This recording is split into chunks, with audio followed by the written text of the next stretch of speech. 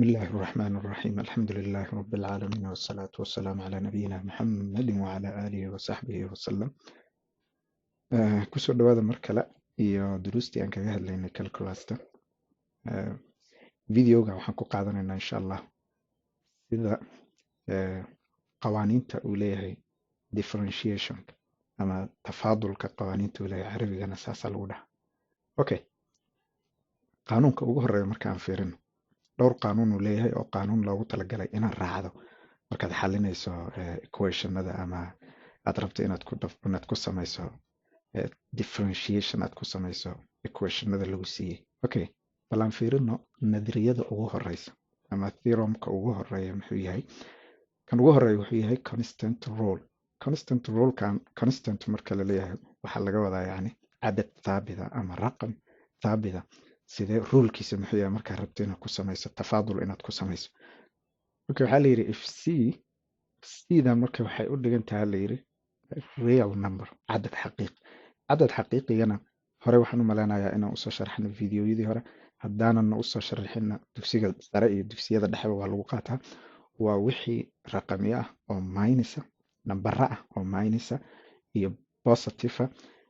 iyo kusuurta iyo juduurta waxaasoo dhan waxay isugu jiraan waxaa la yidhahdaa cadad xaqiiqi farqi baa u dhexeeya cadad xaqiiqi iyo cadad saxiix cadad saxiixana gadaalan ka arki doonaa marka waxaa la yidhi haddii uu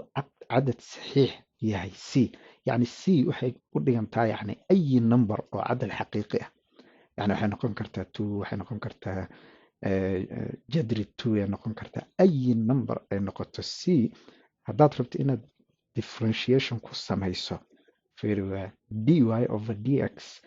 waata cd marka ay ku jirto qowska dhexdiisa waxay la mid tahay c mar walba ood aragto number caadiya tiro caadiya sida two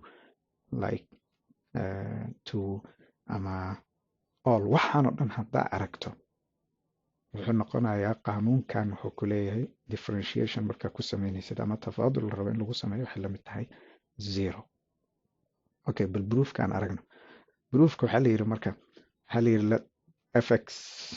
ffx aan u qaadana la yidhi inay la mid tahay c okay ffx markay la mid tahay c maxay noqonaysaa marka bal proofka waxaa la yidhi waxaa la rabaa in lagaga shaqeeyo lasoo saaro oo la sugo inay zero tahay okay solutionka bal horta aan fiirino solution waxaa la yidhi waa ka f prime calaamadan prime haddaa aragta tan korka kule waxay ka dhigan tahay yani markii lagu sameynayo tafaadulka koowaad ayadoo laba haddaad aragto waa tafaadulka labaad ayadoo saddexaad tafaadulka saddexaad saasoo kale ka dhiganta laakiin hal xaba markay tahay waxaa waaye differentiation ama derivativeka koowaad oo ffx waxay la mid tahay limit qaanuunkan inta ku qoran f x plus h minus ffx horaan usoo dhignay annaga tan qaanuunkan videoyadii hore gadaal ugu laabo markaas waxaa arkaysaa meesha ka yimaadeen wax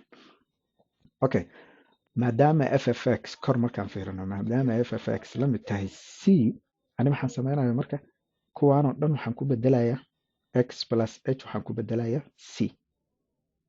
minus ffx waxay la mid tahay c meeshaana maxaa waaye ffx waxaan ku bedelayaa c loo qeybiyey h marka maxaan leeyahay marka meeshaan maxay soo baxaysa marka inta c intana c soma laba c ay soo baxaysa okay intaana waa soo qaadanaya limit h waxay u dhawaanaysaa zero loo qaybiyey h okay marka labadan c markaan kala jaro waxay la mid tahay zero meesha waxaan soo qaadanaya weli limit h waxay u dhawaanaysaa zero zerodii waxaan u qaybinayaa h markii zero loo qaybiyo waxay la mid tahay zero haddaad rabtana hta waxaad ku bedeshaa zero laanna horena waa uga soo hadalnay waxaan niri stepka ugu dambeeya markaad joogtid hadday kuu suurto gabayso oo ay xal ku tahay equationkaaga xal u tahay waa inaad ku bedesho zero haddii kale sii wad hadday khalad soo baxayo waa inaad sii wado oo markaad zero ku bedesho hadda meeshaan oo kale hadaad calabdul zero ku bedesho natiijadaad rabti kuma soo baxayso marka laakiin waa inaad sii wado sii dhiraandhiriso ilaa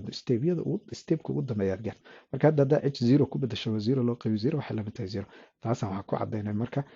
ffx inay lamid tahay zero marka constant ama cadad raqam real numbera oo thaabita haddaad rabto inaad derivative ku samayso wuxuu la mid yahay zero okay insha allahu videogan intaanan ku ekeenayna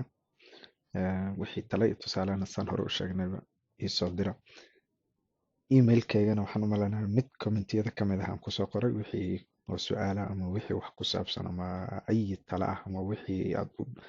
aad u baahan tahayba iigu soo hagaaji emailkaas aan meesha kusoo qoray. haddana insha allahu mar kalena waa soo qorayaa emailka rasmiga. insha allah waxaan isku dayayaa wixii ku saabsan xisaab iyo wixii cilmiga ku saabsan aan aqaano inaan soo geliyo youtube-kan haddii ilaahay waqti ii siiyo fursadna ii siiyo. aad baad u mahadsantihiin. wassalaamu calaykum waraxmatullaahi wabarakaatu.